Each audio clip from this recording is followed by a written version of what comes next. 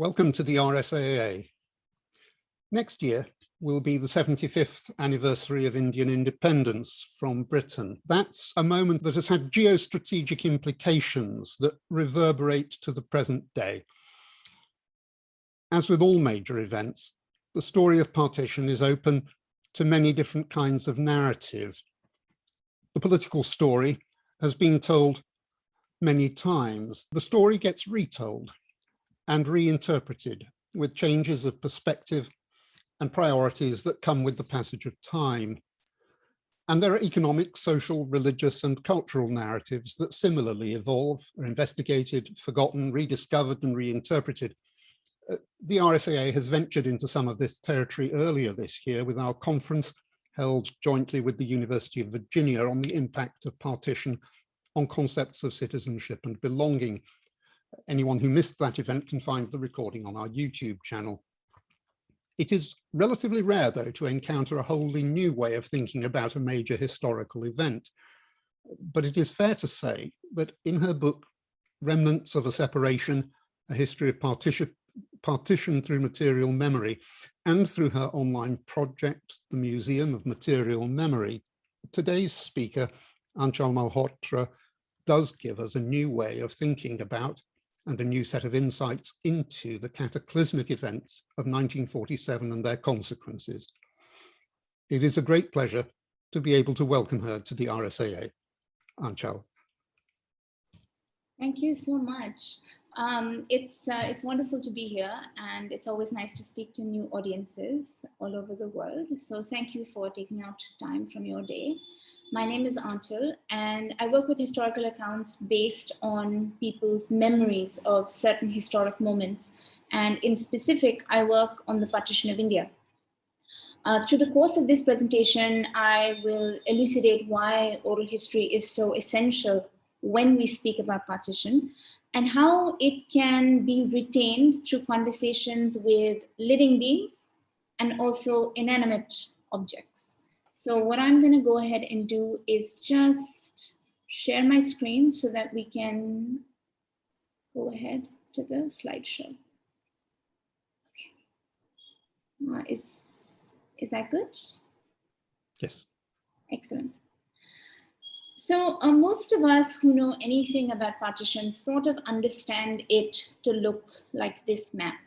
A geographic and political vivisection of the Indian subcontinent into the independent countries of India and Pakistan in the year 1947. This map shows Hindus and Sikhs, which is the red arrows, migrating to India, and Muslims migrating to Pakistan.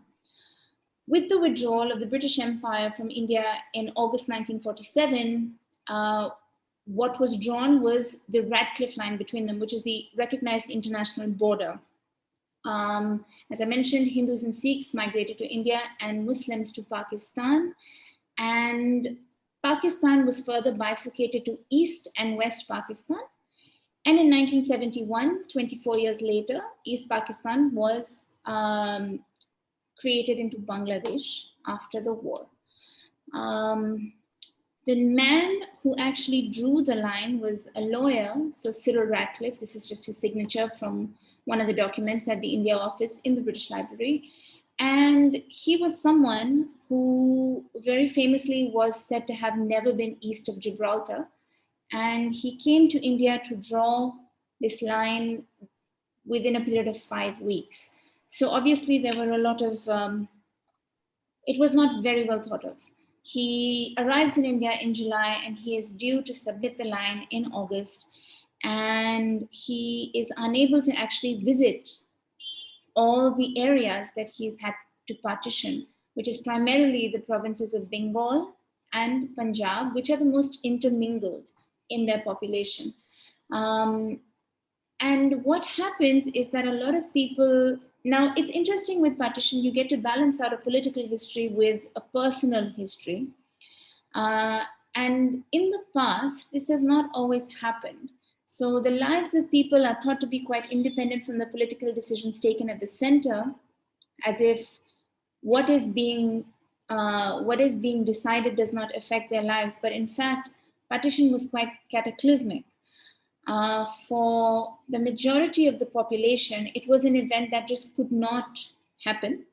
And if it did happen, it could certainly not be permanent, because people who had lived together for generations could not be torn apart on religious belief, or so is what they believed at the time. Unfortunately, due to the very hasty nature of the way in which this border was drawn, and the fact that it was drawn 2 days after independence of both India and Pakistan, created a lot of confusion in the minds of people and led to something like this. The partition of the subcontinent led to about 14 million people being displaced and 1 million more murdered on both sides of the border.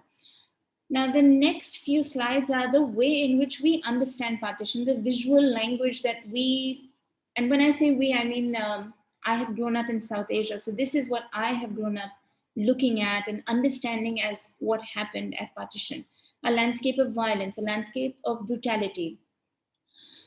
Margaret Bourke-White, who is an American photographer for Life magazine, comes to India to document this partition.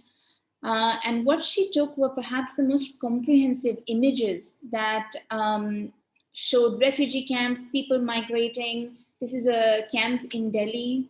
You can just see the kind of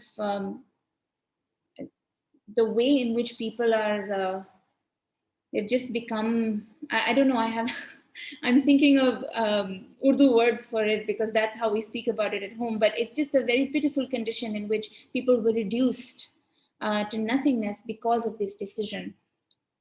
There are trains, there were all sorts of trains carrying laden with refugees, and not to mention just the amount of population, but also the fact that August 1947 saw the worst torrential downpour that the country had seen in a really long time. And so along with migration, keeping your family together, keeping luggage, children, actually finding a place on one of these trains or migrating on foot, you also had to deal with rainfall and what that meant, flooding. There was flooding all across the northern plains. In any case, people walked. They came by trucks, they came by buses, they came by trains. Some that had means came by flights. But I think in all of the accounts of partition, what remains to be discerned is an understanding of what had happened. People had migrated quickly in haste because the villages or cities they were from were either fraught with riots or arson or loot or rape. And so they left very quickly, carrying few things or carrying not enough things as they would like, but they didn't quite understand what had happened. Many people were certain that they would be able to go back. And in truth, the border was supposed to be a soft border to begin with, because nobody actually, I guess, could have predicted the amount of violence that would have ensued. So eventually, what ended up happening is that the memory of partition descended into a kind of curious silence, where people who had migrated, people like my grandparents, these 4 people on the screen, they became numbers. Nobody asked them their stories. Nobody talked about what happened because you had to get on with your life. And so the memory of partition receded into privacy or hushed whispers or very intimate conversations. It wasn't a public discussion. There was no reconciliation with what happened. There was anger, there was bitterness, there was a lot that was left to still be untangled. People had been left behind, people had been abandoned. So there were government recovery operations that happened to get people back. Processes of visa and passport did not settle for a long time. It was very, very confusing. And so in order to actually just move on and start lives in cities and villages that people had not been born in but found themselves in after partition, the discussion that should have happened about what had happened to them did not happen. In my home, partition was never discussed. I never grew up with stories of it. If ever, either of my grandparents my paternal or maternal grandparents who have come from different parts of what is now Pakistan. My maternal grandfather came from Malakwal. My maternal grandmother came from the frontier province. My maternal grandparents came from Lahore. So if they ever did speak about these places, it was through stories of nostalgia or rural happiness. They would talk about mango groves, and they would talk about the zenanas and their havelis, or the food they used to eat. But even when they mentioned the places that they came from, it wasn't with the understanding that these places were now in Pakistan. As a child, I never realized that these places were in Pakistan. I just felt like they were rural utopia. So, how do I, as a third generation inheritor of this colossal, mammoth, life altering event of partition, engage with its history? How do I enter the conversation about an event that I have not witnessed? My work looks at the partition through objects, the artifacts that people either chose to carry at the time of partition or simply happened to carry as things they thought they would need on the journey. And this is just a small miscellaneous collection of some of the things which I will get into later.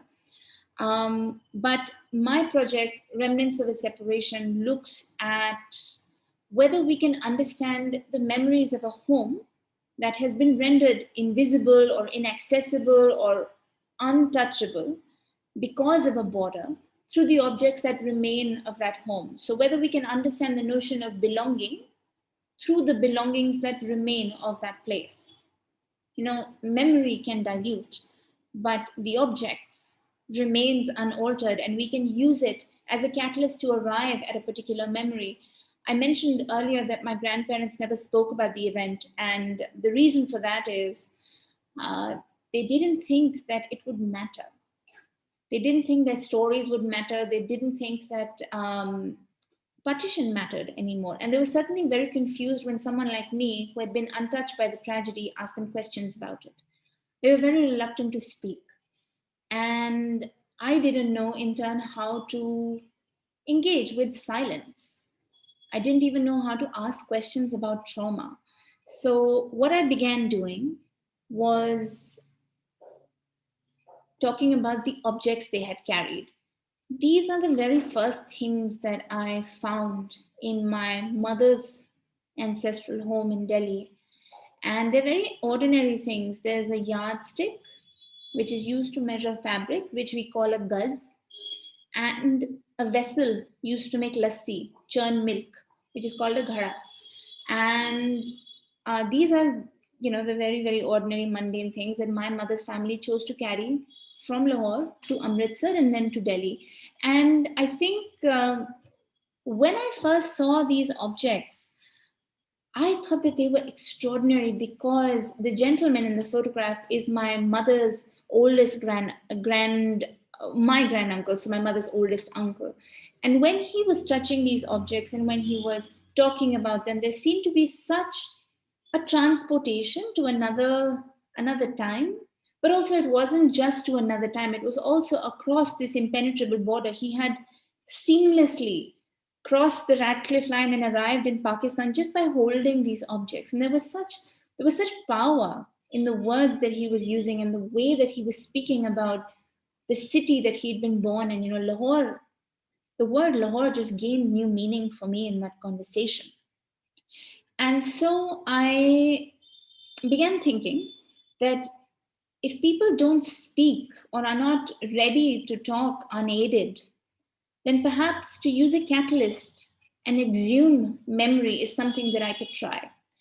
And what I started doing is that I started interviewing people across India. And it started with family, then it extended to family friends, and then it extended to strangers. But essentially, what I was asking is, what did you carry? And what does it mean now? Why did you want to bring it across? So I think a lot of people thought the conversation was quite bizarre because I was coming into their houses and looking at things like books and shawls and religious items that they had carried, or something really mundane like, kitchen utensils. And all I wanted to know was what it meant. So later, I'm going to talk about the different kinds of objects and how some things were considered more precious than others. But I think what was happening in these conversations in particular was that we were creating a new language to speak about an aged trauma. We were learning how to say the words.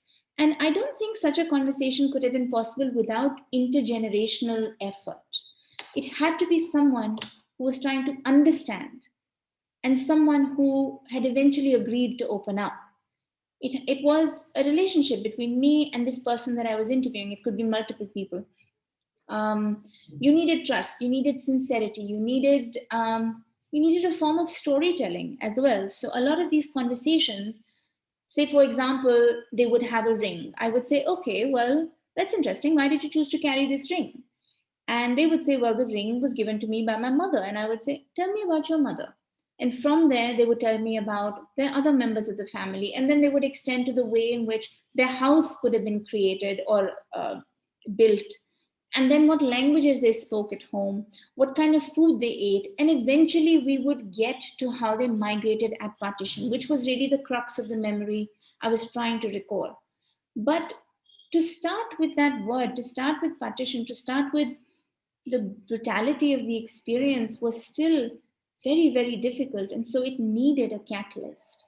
But the other thing that was happening is that I was recording all of this ethnographic information about undivided India because of the object. And really, what you're trying to do when you speak of partition and the way in which it affected people is to try to understand how it fractured a way of life. So, what they were telling me about languages and about food and about neighborhoods and about festivals was the way life was before partition happened. And eventually, when we would get to partition, we would understand how that life was fractured. And so, what I decided to start doing was to build this ethnographic archive of material history. And it had never been done before. And I can see why that was, because people thought it was really weird. They thought it was strange that a stranger or scholar was coming and looking at their things. But something really interesting happens, because if the object is really ordinary, like that yardstick, which doesn't even look special or precious, it's just an old thing, then a person almost forgets that they've carried it, 70 years ago. I was doing interviews 66 years after partition, so sometimes people forgot if they carried things. And so what would happen, for example, is that if we are talking about something really ordinary, like a yardstick, and we talk about that yardstick for 2-3 hours, and at the end, I say, oh, can I borrow this for my research? Can I take it home? I'll return it to you, of course. Immediately they would say, oh no, it's mine. It belongs to me. It belongs to my father. So this shift from nonchalance about these very mundane objects to proprietorship, because it was such an aged, almost heirloom now, it had been elevated to the status of the heirloom, was really interesting. What do we consider precious? What objects from the past are precious? So I began doing a lot of research in India, and then I thought to myself, well, that's just half the story, isn't it? And because any study about partition is completely incomplete without the other side. And that's interesting because they mean different things for different countries. Partition, independence, they mean different things. For India, where I am born, partition means loss of territory. It means division of landmass. For Pakistan, it means the creation of nationhood. It is the moment that the country came into being.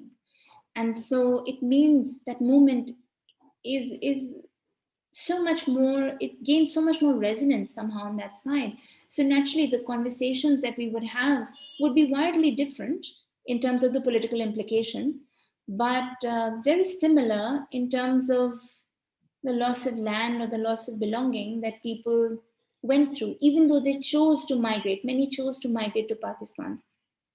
So this is what the border, the most famous border between India and Pakistan, looks like. It's commonly known as the Wagah border, but in fact, Wagah is the first village in Pakistan, and Atari is the first village in India.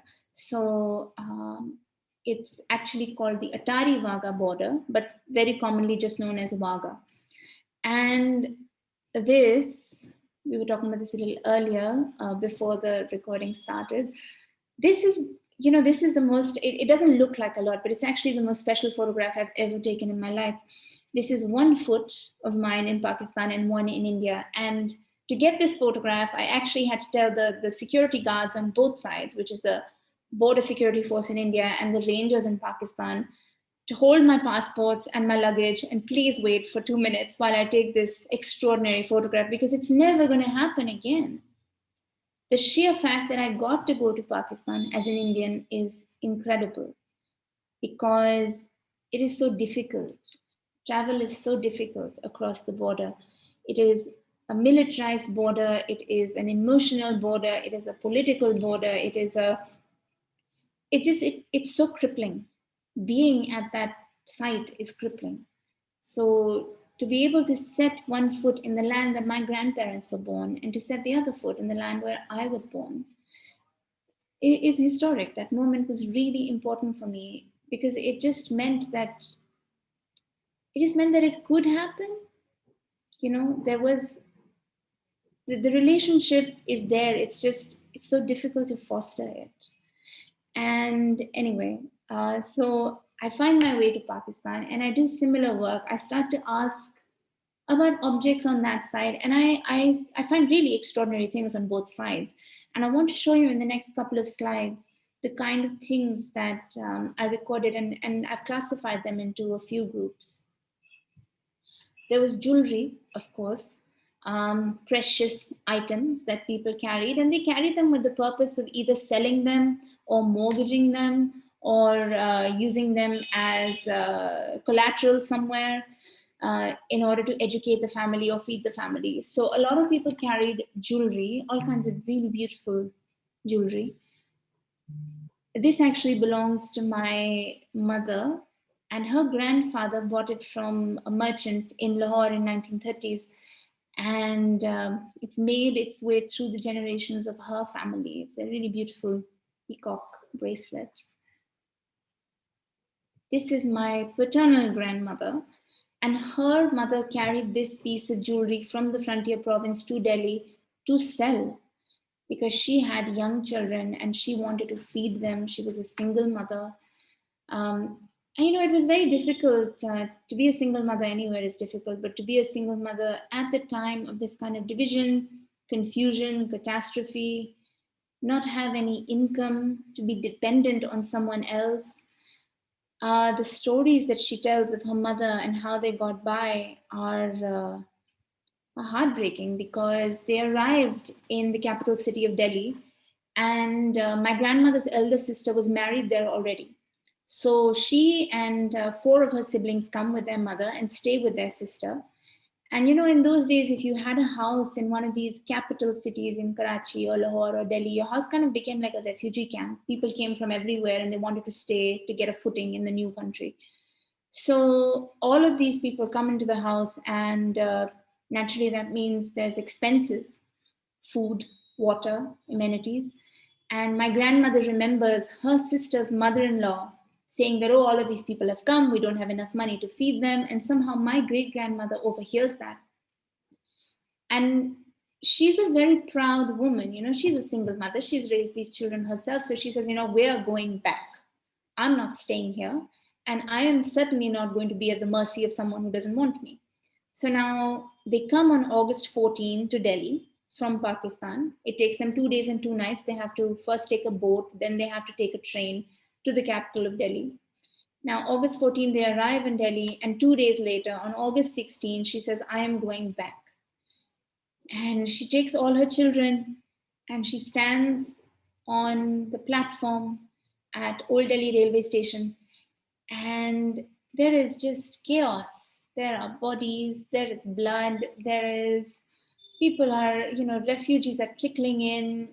It's an unthinkable sight. And the fact that I can envision it should tell you how visceral the memory is in my grandmother's, psyche, how it's imprinted. It was the first time she saw mountains of dead bodies. It was the first time she would have witnessed any form of murder. She remembers the trail of blood that seeped out of the train carriages onto the platform. And so, the memories of that time are not vague. They are incredibly nuanced and detailed. They are not forgotten either. They are absolutely pristinely remembered. So now she's standing on the platform with all her children, and this train comes from Pakistan, and it's completely cut up bodies inside. People have been massacred, because that's the other thing that was happening. People were massacring trains at the border, of Muslims going to Pakistan or Hindus and Sikhs coming into India. And still, my great grandmother's like, no, we are going home because this is not our land and we are not treated with respect here. And eventually, a number of people had to convince her to stay. But the belief in land, the belief in home, the belief in this to garner respect, you need to be where you are from. You need to be one with your soil. It was so the principles that she had at that time. And I'm always reminded of this story when I look at this piece of jewelry that she never got to sell. It was one of the things that her husband's family had given when they were married. And since he had died young, it was probably one of the only things that remained of their marriage. So she never sold it. And I have inherited it now, but it holds such a memory. And this is what these objects do. Material memory is not just a term. It is a feeling of depositing history into things, all sorts of things. People carried money, obviously. They carried all forms of currency. And these are the old 1 rupee coins from the empire. You can see they're arranged as per the year. And they're really beautiful, much more beautiful than the modern currency, I think. They carried things of utility, sewing machines. They even carried little mortar and pestles, all kinds of things, utensils. If they were staying at a camp, they would get ration, they would get wheat and rice and lentils, but what would they cook it in? So people carried utensils. This belongs to my grandfather, and his initials are engraved in it, BM. Again, kitchen utensils. This is a mortar and pestle made in brass, carried from Sindh to Bombay, Karachi to Bombay by ship. This is beautiful. It's a kettle known as a Sarota. It's a Kashmiri kettle used to brew tea, and it's just stunning. And it's handmade. You can see the little marks where it's been hit and literally molded into shape. I saw this in Lahore at someone's house, and she had got it at her wedding as part of her dowry. Weapons. People carried all forms of weapons, from handheld weapons, foldable knives like this, swords to protect themselves. The story of this sword is quite harrowing. I was invited by this woman's grandson to speak to her in Chandigarh, and I live in Delhi, so Chandigarh is about just a couple of hours away by train. So I take the train and I go, and I think, okay, I'm going to come back in like 2-3 hours. Not a big deal. Day trip. And it does become a day trip, but it does become a very long day trip. So I go in the morning and I end up missing my train and coming back only at night, because the story of this sword was a story I'd never heard before. This lady in the photograph was from the princely state of Jammu and Kashmir, in a city that is called Mirpur, and now falls in Pakistan, the Pakistani side of Kashmir. And she migrated to Jammu and then later to Punjab in India. But her and her family ran through the forest for 3 days. They ran through the forest hiding from bullets that were falling from the sky. that people were shooting at them from the mountains above, and basically the entire town was on fire, and women were being abducted. I think half of her family was abducted. Mother, grandmother, sisters. Her brother was taken into Pakistan and converted to become a Muslim, and he reunited with her only after 40 years or something. But the story of this sword, it's a really harrowing story. I write about it in my book. But this woman is running through the forest with her husband, going to India. She is really heavily pregnant. She's due any day. And on the third day of their journey, she gives birth. And she gives birth lying on the ground, and her husband helps her. And an old woman who acts as a midwife also helps her. And she says, I need something to cut the umbilical cord. And the husband doesn't have anything. Then nobody has anything. There are no sharp stones or anything. And all he has is this sword. And this is a sword that he has brought to protect him and his wife on this journey of migration. So he gives the woman the sword and he cuts the umbilical cord, and the baby comes to life. She begins crying, and the husband tells her, "You leave the baby and let's go." And because on that journey, that very particular journey from parts of Mirpur, which are now in Kashmir, to India, this happened quite often, in fact, that people were leaving their children, people were burying their children into the ground, people were, they couldn't take care of themselves and young children, especially if they were, 1 or 2 infants or toddlers. So a newly born child would have been impossible to carry, let alone the fact that she was in such dire need of medical attention. So the husband tells her, "You leave the baby, we're going." And they do start walking. They take 10 steps, and then he hears the baby crying and he can't help himself. And he goes back and he takes off his turban because they're Sikh, and he swaddles the baby in the cloth and he carries it with them. They reach Jammu. They then make their way to a refugee camp. Then they further make their way to Punjab, where they are eventually, over a number of years, reunited with different members of their family. But when I meet her in Chandigarh, she talks about this sword, and she keeps saying to me that every time I would clean the house, I would tell my husband to throw this sword. I didn't want to look at it. It was such a painful reminder of what she had witnessed. But he never wanted to let go of it because it was the only thing that remained from his home. No matter how traumatic the memories that had embedded themselves in this object, it was an object of home, and which is why it still is in their home in India. Objects of religious significance that people carried: idols, Hindu idols, the Sikh prayer book, Guru Granth Sahib. This was actually left behind in Rawalpindi, and then someone disguised themselves as a Muslim and traveled back to Pakistan to retrieve it. So it's not just the fact that objects have been carried and retrieved, but the extraordinary means in which people have done it. It makes them even more important somehow. It really truly makes them sacred.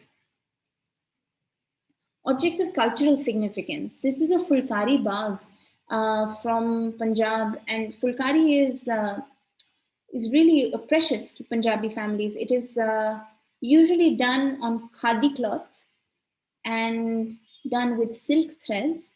And it is an activity done by the women of the house. So they would usually sit down all in a little group and weave one textile together. And it's a very particular way of doing it. They have a frame that they do it on. So they would do it for the birth of a child or a marriage of a woman, and they would then give it as a gift. This bag is over 100 years old, and it was carried from Rawalpindi to Delhi. And it was so heavy that it couldn't be put in any bags. It's actually quite a significant, sizable object. It's like maybe 6 or 7 feet long as well. So it was so heavy that it couldn't be put into any suitcase and had to be worn. In the heat of August with rain, it had to be worn by the woman who carried it. And this is her granddaughter. So it's also been passed down. the generations. Another shawl, this is called a loi. It's a Kashmiri loi carried from Multan to Delhi. This is a pandan, and I don't know how many people know what pan is, but it's a South Asian digestive that you eat after a meal, and it has a lot of paraphernalia attached to it, and it's really specific in the way that you take a betel leaf and you fill it, and you have to, it's kind of like wrapping a, I'm doing a grave injustice by saying this, but it's kind of like wrapping a wonton or a samosa. It has to, everything has to fit, and everything, it has to be like a nice tight item. I hope no one ever repeats the way that I have described what a pan is, but it's really a beautiful, beautiful thing. So this woman is telling me about how making pan was a really important thing in her house, and every lady of the house had to learn how to do it. There was a way to make it. There was how much sweet, how much, you know, the fillings, and there are all these objects attached to it. One is called a pandan, which is like a spice box, showing all the spices that actually go into the pan. But the other thing is a khasdan, which is this kind of cloche-like object, which is what pan is supposed to be served in. So it is called a khasdan, which is a special box, and it is used to offer the pan to special guests only. And this is one of the items that her family chose to carry from Patiala in India to Multan in Pakistan. Photographs. Of course, people carried photographs of their family members, of their school friends, of their parents. These are my great-grandparents, actually. Right here, this is the lady that carried the jewelry, the big forehead piece. And this was her husband who died quite early in life. They carried drawings as well. So one of the other things that I managed to do, apart from interviewing Pakistanis, is also interviewing members of the Raj, members of the empire. And I think that most projects that deal with partition forget that group of people because it seems convenient. But it's also very interesting to see what English men and women who not only came to India, of course, as a part of the empire, but were also born in India, thought of partition and what they carried from it, and whether they missed the subcontinent, whether they were happy to be going back to England, whether they have kept ties with South Asia. I think these conversations were equally as important. So one of the other great things, it feels weird to say that about one's own work, but one of the really important things about this work is that it is able to look at multiple geographies and nationalities that are related to that event of partition. I interviewed English men and women. I interviewed Americans that were in India, as well as Indians and Pakistanis. People carried notebooks. As you can see, this says August 1947. This notebook belonged to the Punjabi poet Prabjot Kaur, who wrote about what she saw during partition, which is why this is just an extraordinary document as it is. They carried books. This is a book that was published by this gentleman's father, who was a publisher in Ludhiana in India. And when they were migrating to Lahore, he basically refused to go without the books that he had published. And their luggage only, contained of these bound codexes of Urdu books. Documents. This is a British Indian passport. It started as a document in 1921 for people born in India as a part of the British Empire. And of course, people carried identification over the border during partition because if they had identification, because it would help them on the other side. Similarly, they carried all sorts of documents. Someone carried this family tree that they had made. And they carried matriculation certificates and university certificates, hoping to get jobs and higher education on the other side. Now, really old homes have name plaques, and they are kind of similar to our nameplates outside our homes. But back in the day, people did extraordinary things with their nameplates. So they had poetry on it, or they named their house. So, for instance, this nameplate belongs to Bakshi Tekchand, who was a lawyer in Lahore. He was a very prominent lawyer, actually. And his home is known as Shanti Bhavan. And the name Shanti Bhavan is written in English, Hindi, and Urdu, which should really tell you the composite culture of the city of Lahore. And they carried this. They basically took it off and carried it with them. This was carried several years after partition by the family who lived in this home. And the home was being destroyed, and they managed to find it and take it back with them, or take it to Pakistan with them. So not only had things been carried at the time of partition, but they were also carried years later by the efforts of subsequent generations. This was carried by the niece of the gentleman who lived in this home in Ludhiana. And she carried it to Lahore across Wagah Border. She just walked with it. Now, I think this is the part that really breaks my heart. What I had mentioned earlier, that many people did not believe that partition would happen. This is what I meant, because a lot of people were certain that partition would not be permanent, and so they left either their homes locked, or they left the keys with friends or neighbors, or business associates, because they were just so certain that they would return. And the fact that something could tear an entire population in half on the basis of their religion was unthinkable for many people. So as a result, people locked their homes, they left their keys. I spoke to someone who told me that his grandmother locked their house 51 times. She locked the door, she locked the cupboard, she locked the drawer inside the cupboard, she locked the kitchen, she locked, all sorts of things, because she just didn't want anything to happen to the house. And he remembers seeing this kind of, ring with 51 keys in it through his childhood. And she, not only did she lock the house 51 times, but she employed a local woman to clean the house before they came back, as if they were going on vacation or something.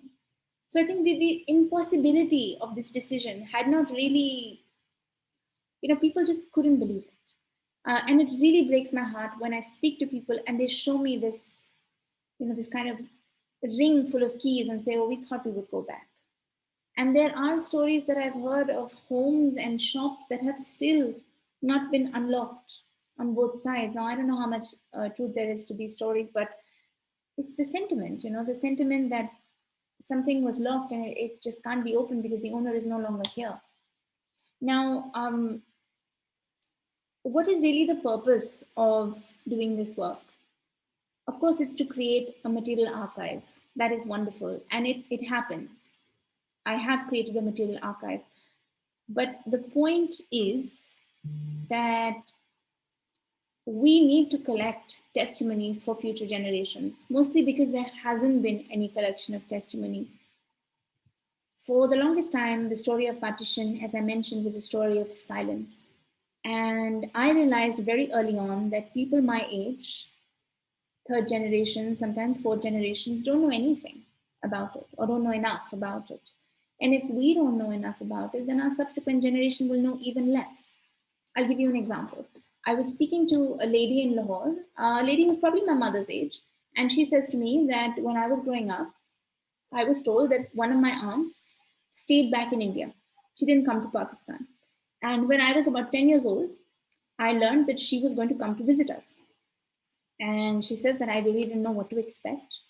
I'd never seen an Indian before.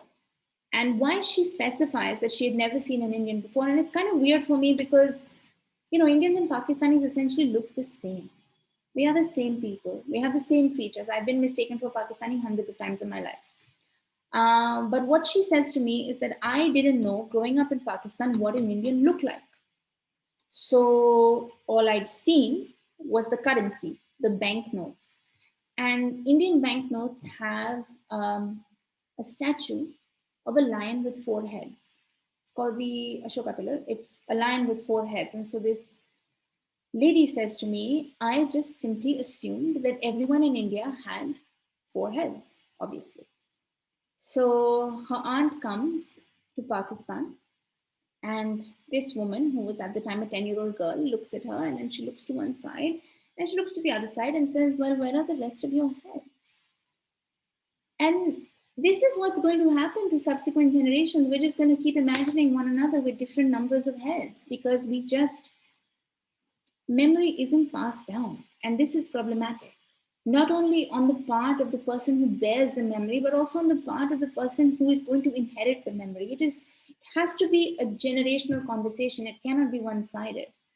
So if someone hasn't spoken about it, we have to understand the reasons why they haven't spoken about it. We also have to ask the question, don't we? What we don't ask will not be told to us. This is my sister with my grandmother, hopefully talking about partition. The thing is that partition still resonates in many people's hearts, in many people's minds, in many people's families. You know, the very word has a vibration for South Asian families. When I say the word, it's not just a word for me, it means something. You know, for many people, the word partition means a division of rooms or just to divide something. But for South Asians, it is just one thing. It is a war, it is a wound. It only brings up one event. And it's a definitive event. So I used my research to build my graduate thesis. And these are all the people that I had interviewed. This was my studio while I was living in Montreal. And this was the exhibition. I studied fine arts. So my thesis was a visual thesis. I had to set it up. And then years after that, I wrote a book. Now, these are just different editions of the book, but I don't know where all people are tuning in from. So just for information's sake. But the book is basically about objects. It is about why conversations are necessary. It is about why partition cannot only be remembered as an event of violence or brutality, which it was, but any event of that magnitude obviously has a variety of emotions attached to it. So if violence happened, then loss also happened. And if people were made to were drawn out of their homes, and they also left behind friends and neighbors. So I think there are a lot of stories that are still waiting to be recorded in South Asian memory. And my project is just one part of that archive. I want to end with one last slide. If you are in the UK, because all the editions of the book have different titles, but if you are in the UK, the book is called Remnants of Partition and is published by Hearst. And if you do buy it, then I hope you like it, and it expands your knowledge a little bit about what happened to people at the time. So with that, I will end my presentation and pass over to Michael. Thank you very much indeed, Aanchal. And just picking up from there, anyone who is interested in getting the book, you'll find a link in the chat channel that will take you there. There's also a link there to Aanchal's online Museum of Material Memory, which I commend to you. If members of the audience have questions, could I ask you please to put them in the using the Q&A button at the bottoms of your screens, rather than raising your hand or using the chat channel. And I encourage you to do that. I'd like to sort of kick off with a question from Pranjali Sharma. While working on material memory, which account did you find the most memorable or the most difficult to write about, to work on? I think they I think they all stay with you in some way, but I think it was the story of the woman and the sword was definitely one that has stayed with me, because that was the one that stopped my research for many months. It was so violent because it had so much of brutality against women in it. I only talked about the sword because that's what pertained to our discussion, but in fact, so many female members of this woman's family were raped, abducted, murdered, mutilated, taken to concentration camps. And I think that those were the stories most difficult to do justice to. Thank you. A question, how did you find the records of people who had moved between India and Pakistan? How did you track them down? There are no records. There are no records of people who moved. If there are, they would be in the rehabilitation ministry, which I didn't have access to. Honestly, it's an entire project done through word of mouth. I knew someone who told me about someone else. And that's how it grew. When I first went to Pakistan in 2014, I didn't know a single person. And only by speaking to people or asking whether they knew somebody there did I actually manage to collect any stories. I wish that my research was more organized, but it was honestly completely organic. And I mean, it's clear from what you said that, you know, this entire project really began from your grandparents' experience. We have one member of the audience has asked whether they lived in a refugee camp as part of their move, and could you say a little more about that? Yes, my maternal family had a relatively safe experience coming to India. They both came from Lahore and they had family already in Delhi. So they were able to settle down easier than most people. But my paternal family actually lived in the refugee camp from 1947 to mid 50s. So nearly a decade. And in fact, that's where my grandparents met and fell in love. They were living in different lines of the refugee camp, and different lines meant different housing. And they met at the social service initiative started by the camp because they were both educated people or had passed a certain level of education that they could work. So that's where they met. The camp experience is something that has come really to define my conversations with my paternal family, because that was where they found community. There, you know, to come with nothing and then to find yourself, especially if you come not from means but comfortable, you come from a comfortable life and then you find yourselves in tents. Sharing a tent with another family is really is a big fall from grace. So eventually, people at the camp became their community, and both my grandparents found their initial employments in the camp. So it also became a kind of economic opportunity for them to be able to start earning money for their family. From that, my grandfather started a small bookshop in 1953 while still living in the camp. And I think that that's a really big symbol of my grandparents' relationship, the fact that they met in the camp and the fact that they nurtured that community of friends and family in the camp as well. Thank you. Another question asks, what was it like for you going to Lahore? I mean, did the history of Lahore resonate with you? Right? Was it this, you've talked about how difficult it is to visit. What was that like?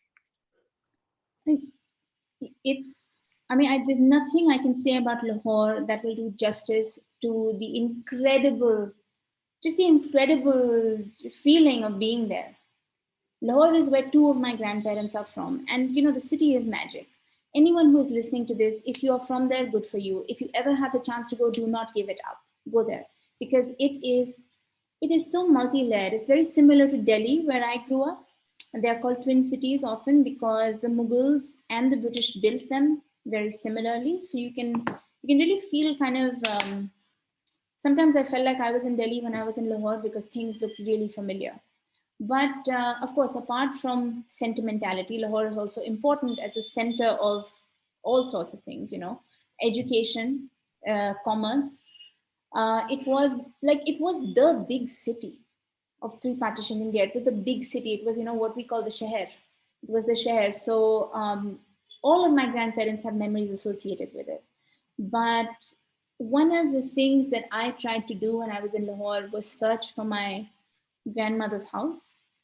And what I didn't realize on my first visit was that that area had been completely burnt down in the summer of 47, which is actually what drew the family out of Lahore and to India. And so the entire place burned down. Apparently, the fire was so big that it went on for days and days. People saw the black clouds over the area of the old city where they lived for days. And I didn't find anything. I didn't even find the street that my grandmother described or any landmarks that she remembered. But, just being there, walking on that soil that she had walked, or my grandfather had walked, it was really special. And Lahore is unlike any city in the world. Thank you very much.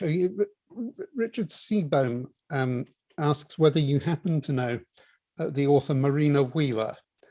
She's written a book called The Lost Homestead, which I do not know, but our questioner says exactly corroborates the kinds of things you have been talking about. Have you met her? And well, her book came out in the middle of a pandemic, so it's difficult to meet. But I did interview her for a really wonderful cultural space called Majha House in Amritsar, and you can find that recording online. We did it a few months ago. But that book is, of course, really special about her mother, Deep.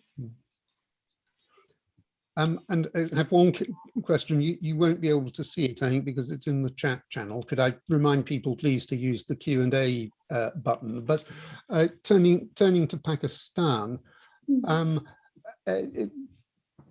how do people who chose to move to Pakistan, in your experience of interviewing them, have the same sorts of regrets, discomforts, feelings about the partition that you encounter in India?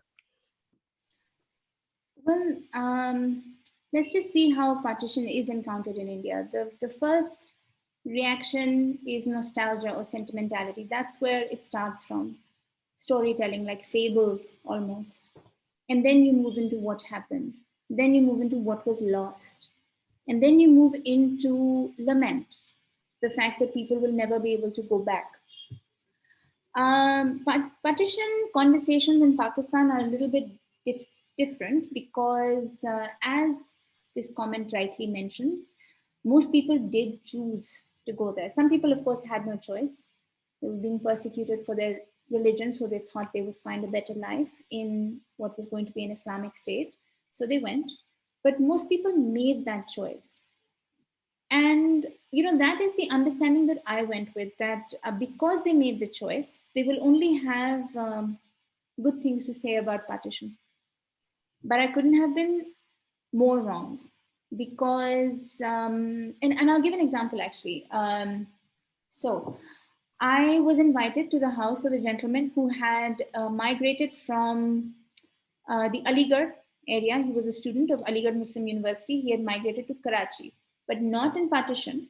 He migrated in 1953. And the reason for this was that every single member of his family was working for the Muslim League.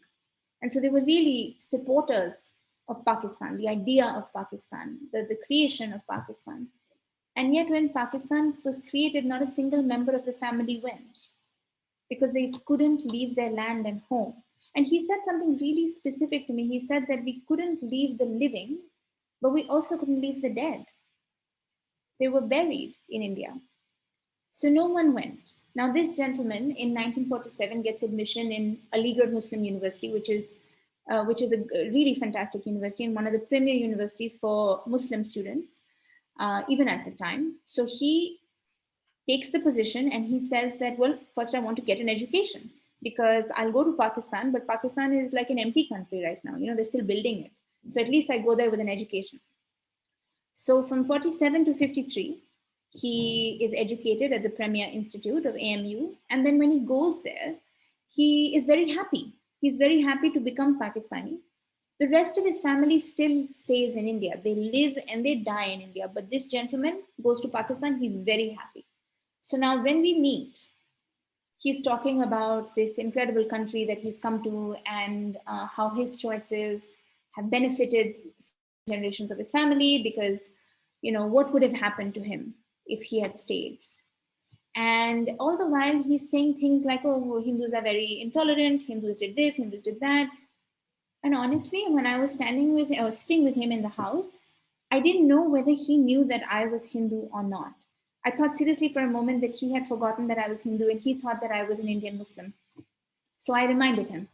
I said that, you know that I am a Hindu, right?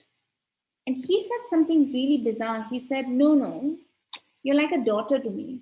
You're not Hindu.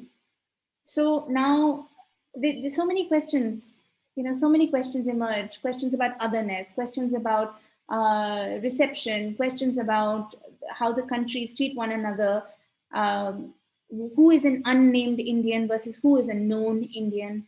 But now this is, I'm meandering a lot to come to the point.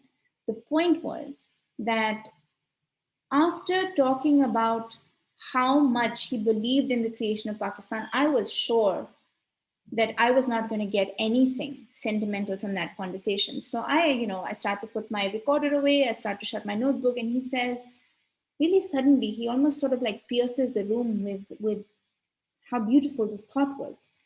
He said, well, can anyone separate one from their own soil? You know, I may have chosen Pakistan, but my soil is India. My birthplace is India. I may be Pakistani, but my root is India.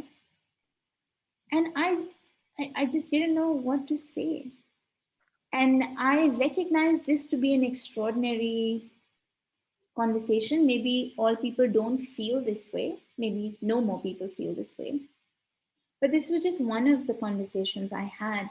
And I think that one of the really important things we need to remember with partition is that anything you know, anything you have heard in your family is about your specific experience and your specific national or religious allegiance, which means that the complete opposite of that is also possible on the other side.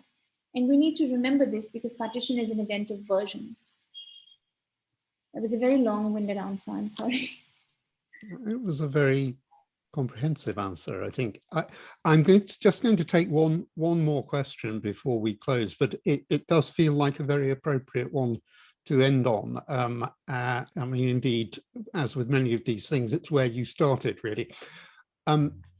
What are the lessons, our questioner asked, what are the lessons you wish this generation and the next generation to learn from the past? And I mean, in particular, he refers to the current Indian dispensation, which is also a lot about communal divide. Right. Well, I can't speak for my government, and neither can I speak for the government of my neighboring country. But I think about this question a lot. And what I will offer is a thought. My grandparents lived through 47. My parents lived through the 71 war, and they lived through the 65 war. I lived through the 99 war. And I'm pretty sure there are going to be subsequent generations who are going to live through more wars. And I don't know, I'm not a political person. I can't speak from the point of view of politics, but from a humanitarian position, it seems really futile. Because I have been on both sides, and you know, you don't even need friendship. Really, all you need is civility. You need to tell the subsequent generations of your family that the people on the other side of the border are not monsters, because they really like you. I mentioned earlier on in the conversation how many people think I'm Pakistani, and I used to really take offense to this in college when I was younger. But actually, it doesn't bother me at all, and nor should it bother anybody, because it only means that you look subcontinental, because on one hand, yes, we are two countries, but we always have to remember that the border drawn between India and Pakistan is a man-made border, which means that the natural landscape is an undivided land. And anytime I think of this kind of communal madness in both countries, I have to remind myself that it's a man-made border. So I keep this thought in my mind and hope that my work and others like me, because there are so many more people working like me, our work encourages the governments of both nations to revisit at least the visa process so that people can visit, so that it can become a relationship of civility. Because the moment you go to Pakistan or come to India, you see for your own self that it's like coming home. I have more in common with a Pakistani than I do with someone from South India, being a North Indian. And I hold on to this, that we were once an undivided land. That's it. Thank you very much. We need to close there. Anyone who would like to follow up on today's talk, as I mentioned earlier, you'll find links to Aanchal's book and website in the chat channel. Aanchal also has 2 further books coming out soon, which she's been too modest to mention. In the Language of Remembering will be published later this year, and a novel, The Book of Everlasting Things, is due to follow in 2022. Next week, on the 7th of July, continuing the theme of identity and place, Michael Vatikiotis will be talking about the lost art of mingling, cosmopolitanism and pluralism in Asia. His family epitomized the multicultural character of the Levant in the early 20th century, and his talk promises, like this one, to be an absorbing personal story as well as a scrutiny of some major contemporary challenges, and I hope that you will join us. For now, it remains for me simply to thank Aanchal Malhotra for a wonderful talk, and to thank our audience for your participation, which is the reason we do this. Until next week, thank you very much and goodbye.